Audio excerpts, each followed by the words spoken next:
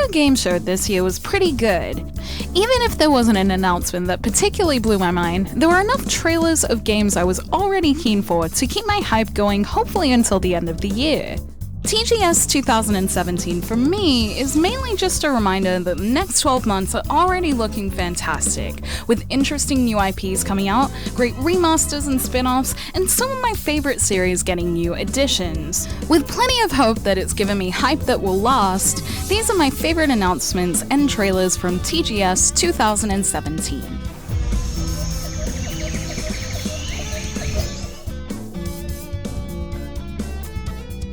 Code Vein continues to show itself as a title to watch for JRPG fans, especially if you like the idea of Dark Souls but in an anime style. Most people know by now to expect challenging gameplay, and quite a few games media sites wrote about Code Vein's difficulty after playing it, which I'm looking forward to experiencing for the first time as someone who hasn't played the Souls series yet, as I think this art style is a good way to get someone like me in. What I really liked about Code Vein's TGS trailer was how intriguing it was as a whole, with it solidifying the vampire theme in its story by talking about blood beads and getting a look into some of the other characters. This fascinating game won't come out until next year, but this trailer is the best one yet, and I don't think I'll be forgetting about it anytime soon. The original Digimon story Cyber Sleuth game was one of my first favorites on the PS4, with its in-depth monster raising and collection, and its digital twist on the detective-style story. I wasn't expecting another trailer for its sequel Hacker's Memory just yet, but I'm glad to say that the TGS trailer only intensified the fact that I really want to get it on release day. The trailer features a very similar vibe to the original game, with a tease of Digimon with a new type of AI and running around digital and real worlds again.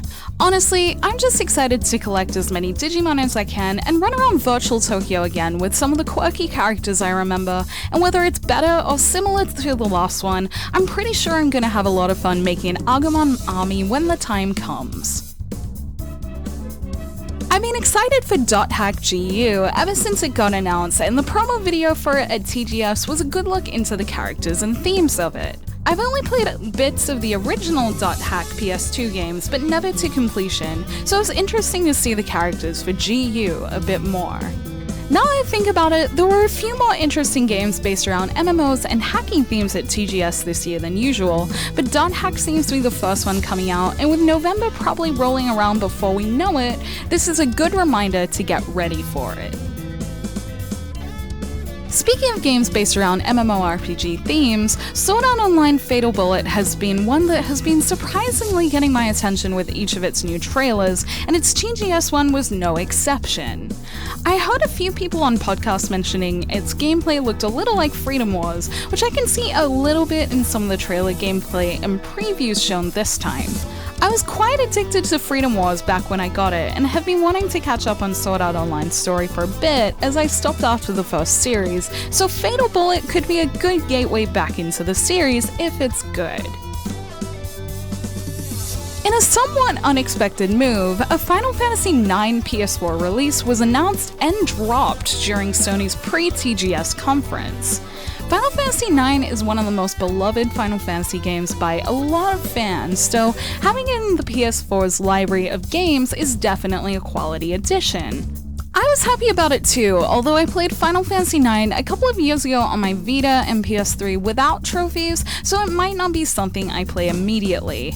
I am interested in its trophy and high-speed playing features though, as my only issues with it was a little slow by modern standards, so perhaps I'll jump in to play it in a more enjoyable way sometime.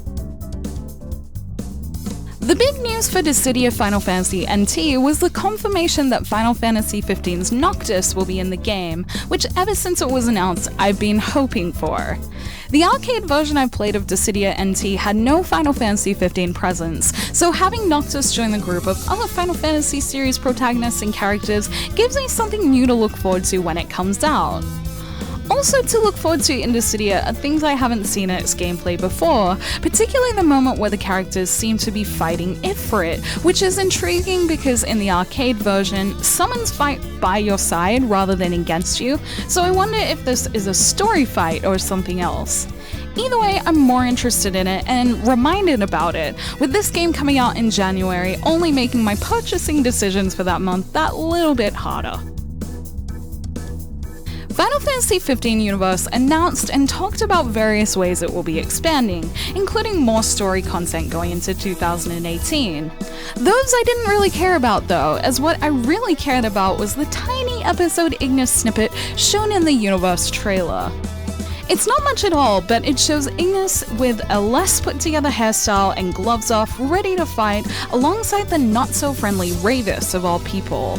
The character combination is one I would have never guessed, and although I'm sure it's going to be an emotional chapter, it is the only piece of Final Fantasy XV material I've remained consistently excited for this year, and this little peek at it gives me hope that it will do that excitement justice.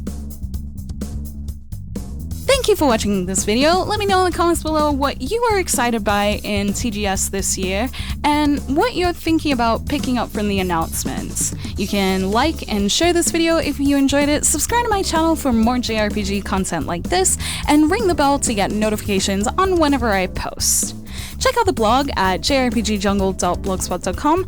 I do everything I do here but in written form, and I think I did a bonus post recently by the time this came up, so that should be there if you want to check it out. And you can find me on social media, on Twitter, Facebook, and Instagram, all at JRPG Jungle. And until next time, thank you, bye!